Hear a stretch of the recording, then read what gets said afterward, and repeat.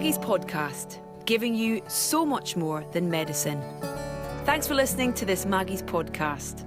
Each episode in this series will focus on a different aspect of living well with cancer, whether it's the food you eat, the buildings you spend time in, or the people around you. They're here to make you laugh, talk, and think. This episode is all about gardens and gardening. Get yourself a cup of tea or a cup of coffee and come into the garden with me, Kirsty Wark. There's plenty of weeding to do here. You're quite welcome if you've got a spare half hour.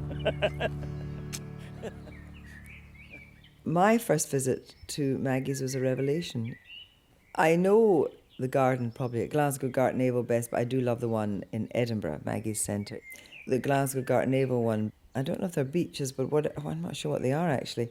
But when you see them waving in the wind, they're just so beautiful on the windows, outside the windows. They give a real sense of enclosure. They have inhabited the Maggie's Centre area. A welcoming garden makes a huge difference to people coming into the centre. It says, we value you because we have this gorgeous garden for you, because it's a difficult thing, especially for your first time, to actually get through those doors.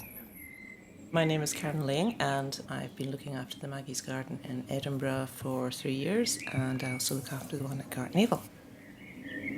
Being able to sort of slowly make your way through a beautiful garden that says, it's okay, this is lovely, you can stop and you can and sort of look at the plants for a wee bit and pause for a moment and not have to, stride in there. I think that's one of the things I notice with people when they come into the Maggie's Centre is they do that, the shoulders go down, they go... The first thing I do when I get up in the morning is go and stand in the garden and see what's happened overnight. Gardens make many of us just feel a bit better. I love the garden. I actually like not to use the word therapeutic when it comes to gardens because it's almost like you have to actively seek therapy from your garden. Gardens are just enriching to the human soul. There you go. It's as simple as that. I always think a garden is like the soul of a house. You're walking through a space that just uplifts you. And there's some place to sit out and relax as well when it's a good, nice day. It sort of lifts your spirit, which is very difficult to define. Whether or not it's a conscious thing, gardens give to people all the time. My garden has taught me patience.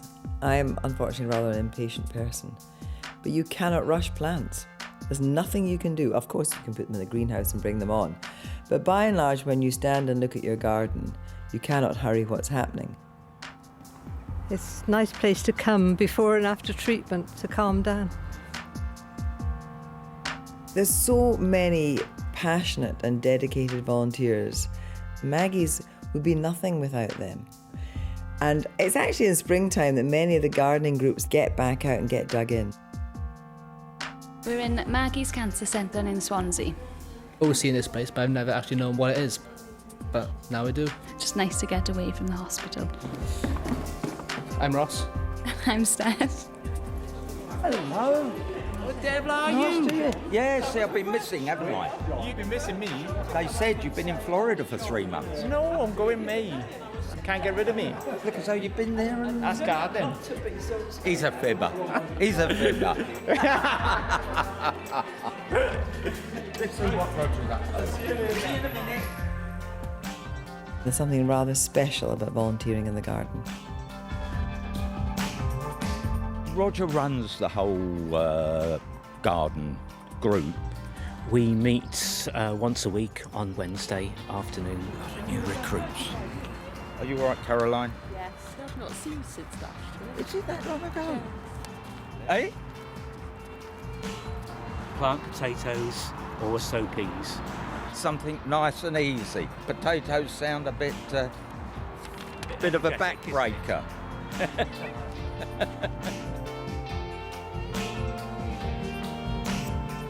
I love just sitting in the garden, which I do with a couple of old benches. I follow the sun round the garden and drag the benches round. And a garden to me is a place of kind of joy and comfort and relaxation. My mother particularly is very green-fingered. My family were part of the same tomato growing business. They had soft fruit farm as well. So I've got a few suggestions of what you might want to grow if you want scent, if you want butterflies, if you want colour, and if you want plants that would give real pleasure. My brother and I were both given a little patch, and we were given nasturtiums. That was the easiest thing to grow. Use your dibble, put your nasturtium in, cover it over, and then you have this beautiful, beautiful display. One of the great things about nasturtiums is that they are prolific, but they make any kind of straightforward green salad look rather lovely. They're all edible. You can also put them on top of cakes when you've baked. So I think nasturtium is the all-round, joyous, optimistic summer flower. There's a lot of optimism in gardening, but not in a heavy way. That's broad beans, I think. Those Those are broad beans. I don't know what those are. Our first lot got eaten by I mice. put some beetroot in, some seeds last week, but I can't see anything's come up. But we've got some others that were planted in trays, so we're hedging our bets. Yeah, they're over there. Do you see them over there? It can just be the simple fact that the garden is there, and for some reason you feel better and you don't know why. Whether it's the smell of the plants, the rustle of the leaves, looking at nature on that flower, watching the bumblebees go into the flower, all those little things going through a garden have a life-affirming, life-enriching value. And just now, it's springtime and we've got the yellow daffodils and the forsythia just smiling out at us. So even though it's a grey day, they're just glowing out and cheering us up. The main thing that I love growing for the early part of the year is Hellebores. I've got black ones, I've got lavender coloured ones, I've got white ones, I've got pink ones. My taste just runs to riot. I don't necessarily want a blue garden or a yellow garden or an orange garden. I love a colourful garden, crazy clashing colours. So I'll have nasturtiums of all shades. I'll have black-eyed Susan. A black-eyed Susan I really like. And I'll have a wonderful lime nicotiana, which is a beautiful, beautiful plant. And I'll have them all together. My mother would be horrified by my sort of slapdash nature of gardening, I think. But I'm a gardener who weeds quite a lot, who has to deal with the fact that I've got 2 Labradors who use the garden for another reason. And actually, it's not as productive sometimes as I wish it to be. Coming here, I've become the allotment man. I tend to be the digging and planting of the onions and potatoes or whatever. Peter reckons that he does the hard graft. This is why I like to come back here at the beginning of each season to get back into it. I'm Peter. I joined the gardening group after I lost my wife. She had breast cancer. It was not the vicious type, but after several years, that was one reason for coming down here.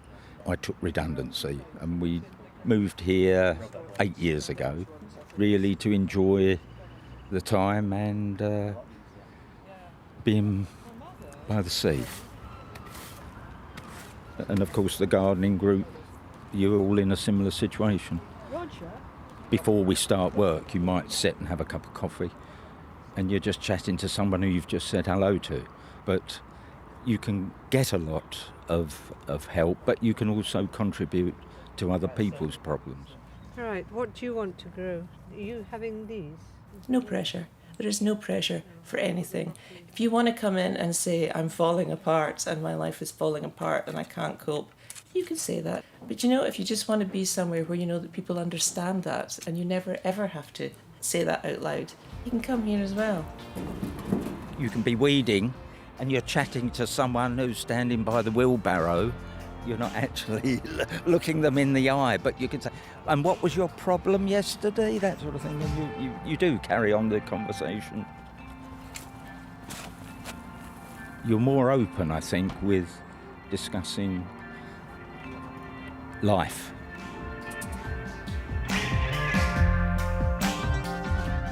For me, a garden is a meditation on life. And it's about living, because it's not that a plant dies at the end of the year, it goes back into itself in order to come out the next year.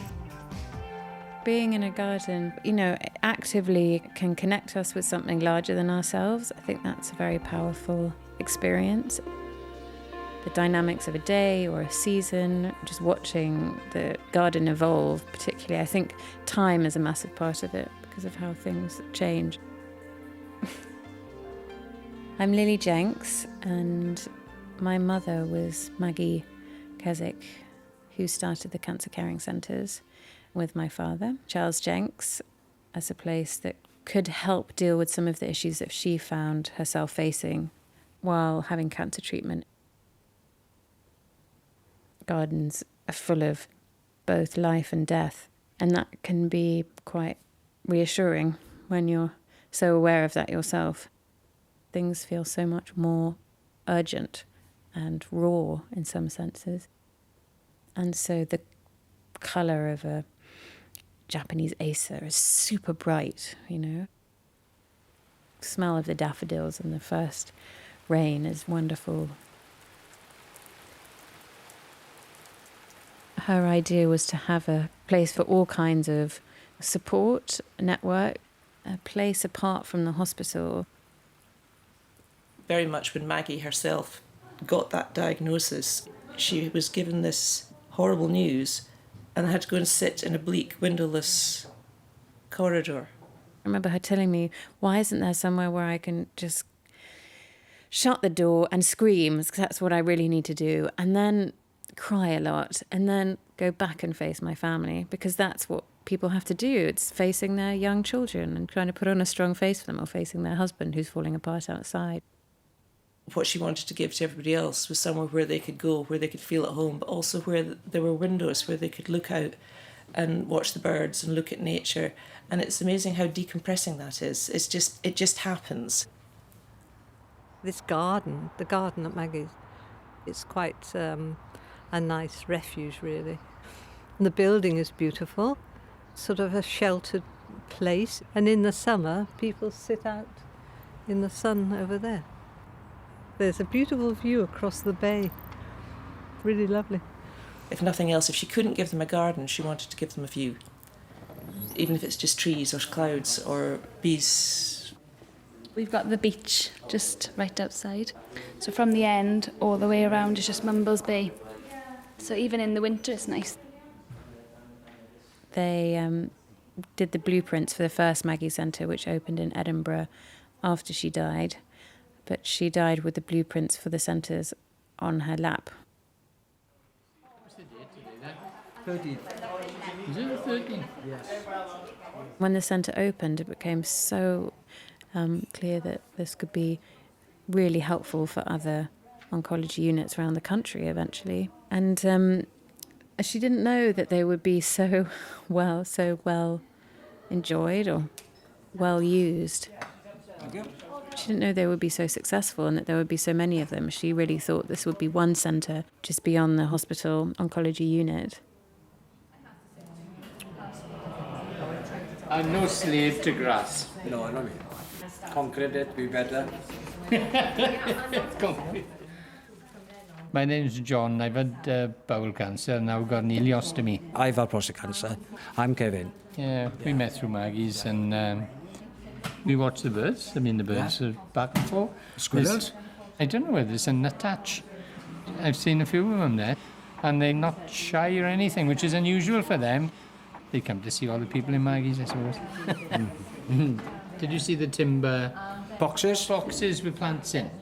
Did you see them? Wooden boxes? And that one up there, see the bird box on the tree? That's what I do. Bird boxes. The friends of Maggie's sell them for me. The money goes for Maggie's. Well, since I've been doing my bird boxes and bird stands and things like that, I've lost all interest in the garden. I'm building sheds all over my garden at the moment. The thing is about Maggie's is, we get no money for anywhere else. So many of our supporters are incredibly generous. If you'd like to give something, no matter how little, no matter how big, then visit maggiecenters.org.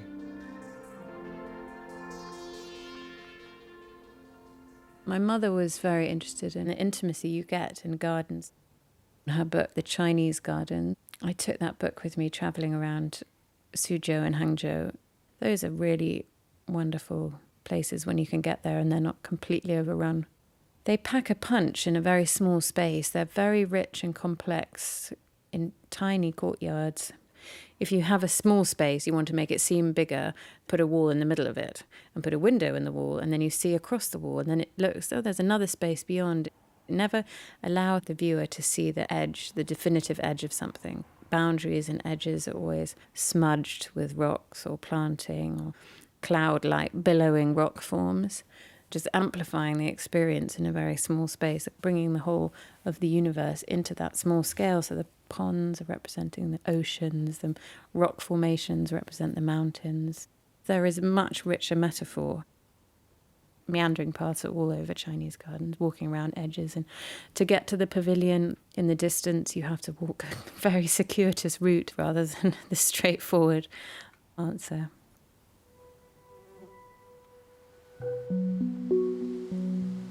Maggie's garden is my special garden.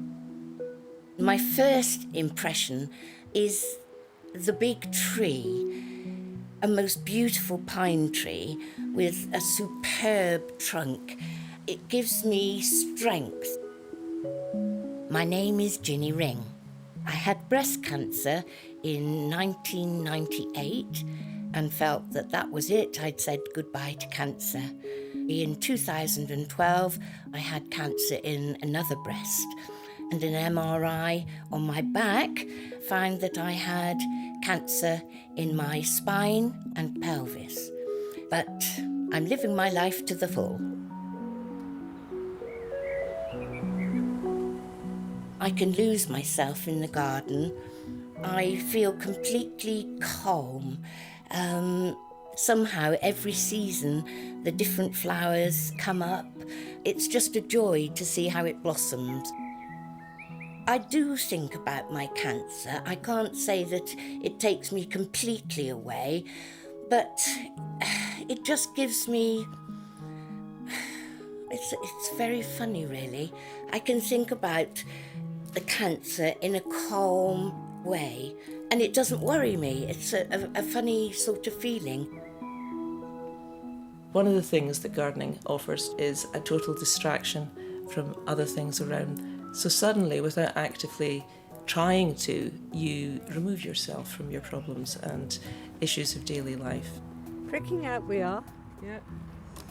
For me personally, being in the garden, all the pressures, they disappear because suddenly I'm absorbed by picking out these weeds or saying hello and thank you to the millions of worms in the garden for making the soil richer. And then you might see a little robin come and look for that worm. Gotcha. You almost get found in it. That's the interesting thing. I think, yes, you get lost in it, but maybe you find yourself, you find the moment, you find the presence. I mean, so much we talk about mindfulness these days. I'm sort of connected with life in a completely unself-conscious way. Spinach, this is. You know, I don't meditate, I garden. It's a whole different way. Gardening's a whole different way of being in the world. It's the inverse of efficiency in a hygienic hospital. Getting your fingers dirty and the microbes in the soil. Those calm moments and hopefully some of the joyfulness. Been in the soil, got my hands dirty, and now the sun's out now. I enjoyed the whole of my garden at different times of the year. A little copse at the top of the garden is full of primroses and wildflowers, which are all in colour in the spring. In the winter, Christmas, I have some flowering trees nearer the house, which are rather... It's a wonderful quote. I think it's by Audrey Hepburn, actually. And it's, to plant a garden is to believe in tomorrow. You get the bats flying above, the buzzards flying above. But I think I'd also qualify that. It's also to believe in today. Because you're very much doing something in the moment. It's somewhere where you can really channel your thoughts into the now and you can get some deep enjoyment out of it. Take time, slow down. It's good to be doing something practical and to be doing something physical in however limited a way. Coming out into the garden, doing things in it can be physically good for you in terms of your manual dexterity and your ability just to be working gently. But again, to me, that's just a mindful meditation. My father was a market gardener's labourer when I was born, and my mother worked on the ground as well. My name's Ian. I was in the police force for 30 years. I finished up as a detective superintendent on murder investigation. With my cancer, it's just, I take my tablets first thing in the morning, then I can have 2 or 3 hours in the garden. I get deep satisfaction and joy out of just mowing a lawn nicely, clearing the borders out. I can just look at the compost heap and think, well, that whole heap needs turning, and that'll take an hour to do so. It takes your mind away.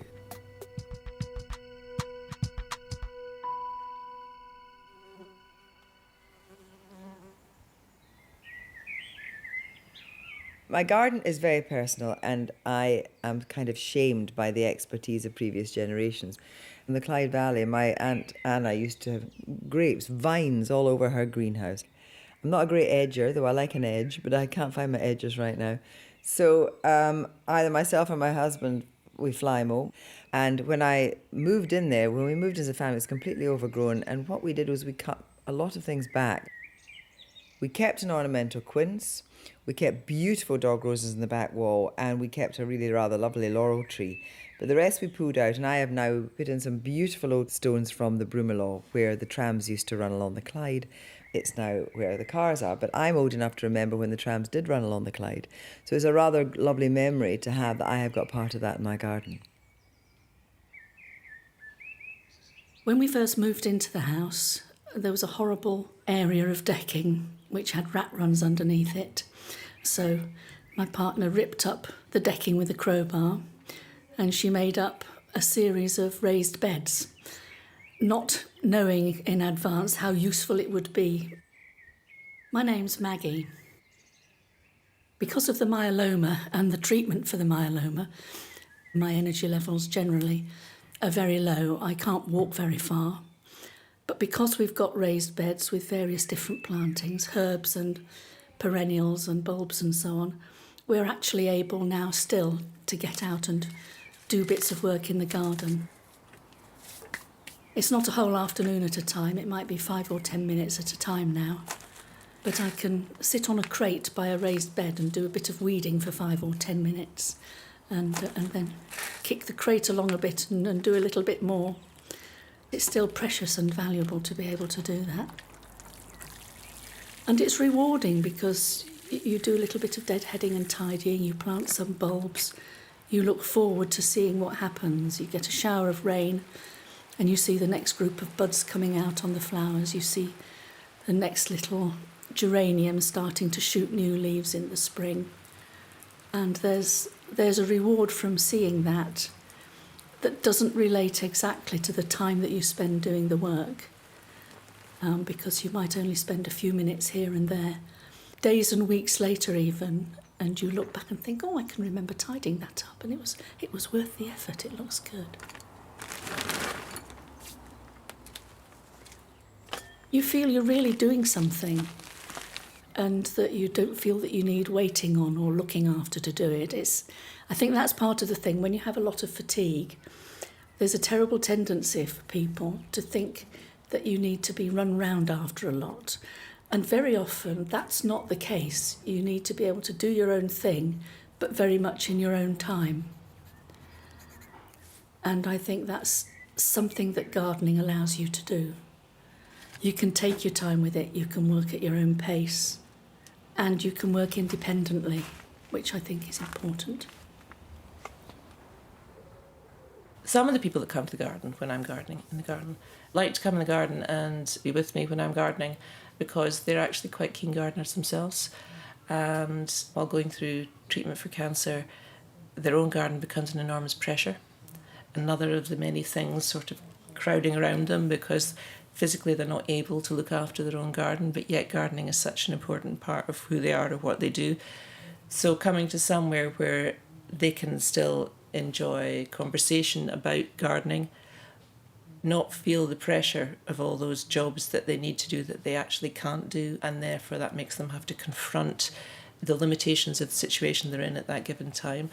They can sort of be allowed to be themselves without either having to be in a clinical situation, having to face all those things, or isolated maybe at home and thinking, well, now I should just cope with all my other life, and actually you don't have to cope with any of it on your own. Last year While I was having radiotherapy, 10 weeks after I'd finished, I got this infection and shingles because my immune system was all down. So this is the first time I've been in the garden since then. Because it's not excessive exercise and you can monitor yourself while you're doing it. My name's Frances. I've lived my life in a white coat for 40 years. I am a scientist. I'm glad I'm back. It's nice to do something outdoors. The tea break. The most important time for the gardening group. Are you having a tea? There's always a nice biscuit that somebody's donated. My name is Jeff Jones. I've been coming to Maggie's for about 9 months, I guess. And Kate helps out in the garden. I wasn't all that keen to come, to be honest. She persuaded me to come. And she's got to know some of the people in the wives of the guys who go to the prostate cancer group. The Nearest and Dearest Club. We don't like carers group because it sounds as if our husbands need constant care. Some of them do and some of them don't. But Nearest and Dearest is what we are and they are. Coming to Maggie's has been a major part of coping and dealing with what's happened for him, what's happened to him, and for me, what's happened to us, you know. We had a big house and it was too big for us now. Our son had left and we like Swansea. So we moved now to somewhere where we can walk to anything. And by a happy coincidence in some ways, when I moved down here, I discovered I had prostate cancer. I got the diagnosis because when one changes doctors, they do a check on you. And the guy said, well, do a blood test. And he got a blood test. And when he came back, he said, I think you'd better go and see a specialist. So I went from there, really. I had chemotherapy earlier on, but that's over, finished. And so I'm just seeing what happens. I'm glad to say, he's doing very well at the moment. His treatment has been very good, and so there's more to life than cancer. Cancer for a while takes over your life, and sadly for some people it's taking over more and more. But if, as in my husband's case, he's responded very well to the treatment, yeah, he's got cancer and he'll always have it. But his ways of living well with cancer, and Maggie's is part of that, and shows you, how you can put up with it, live with it, and even learn from it, and make friends and get new experiences. To find out how Maggie Centres help people to live well with cancer, please do visit maggiecentres.org.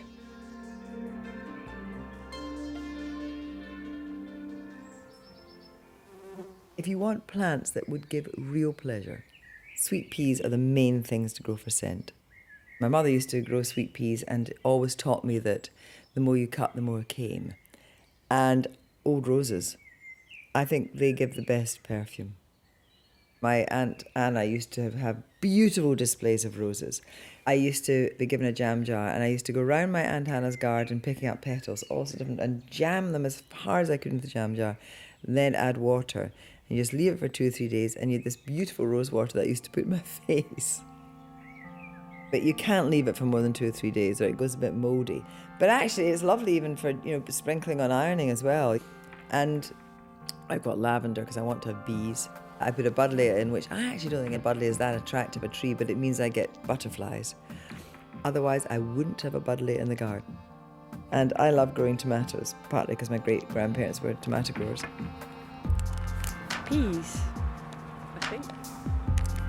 Pea misty. Pea misty. So it's an early garden pea.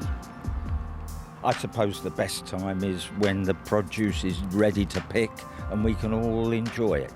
I mean, a lot of it obviously is given to patients and family and friends, but it is nice to taste your labours throughout the year. What's mesclun? Oh, salad leaves. Okay. Is it like rocket? It is like rocket, it's delicious. I've got a herb box, which I replenish a lot. I've got lemon, verbena, parsley, mint, oregano, and I must put marjoram in. And I actually had a rosemary hedge on both sides of the front door, quite a large hedge, All the neighbours would just take a quick surreptitious clipping on the way past to put in their lamb or whatever they were making. But then it started to become very spindly and woody. Now I just have one rosemary plant at the back, but I have a lot of chives. I transferred my sage plant the other week. I absolutely love cooking with sage. What you do is heat butter in a pan to quite a high degree. You put your sage in until it crisps up. Then you take it out, and then that with pasta, lemon and some parmesan with the sage sprinkled on it makes a delicious dinner. A lettuce? Yeah, lovely. Do you want one? Oh, yes, I wouldn't mind one. There you go. Right, I think that's everything. We see Wednesday week then. Yeah, Wednesday week, Yes. yes. Thank Yes. you very much. Thank you. I'll see you next week, Caroline. Yes, I'll be here. Thank you for listening to this Maggie's podcast, which was produced by Loftus Media for Maggie's. We hope it gives you a taste of just some of the support we offer in our centres. Maggie's centres support anyone living with cancer, including families and friends, and it's all totally free of charge. For more information or to listen to other episodes in this series, go to maggiescentres.org. Maggie's podcast, giving you so much more than medicine.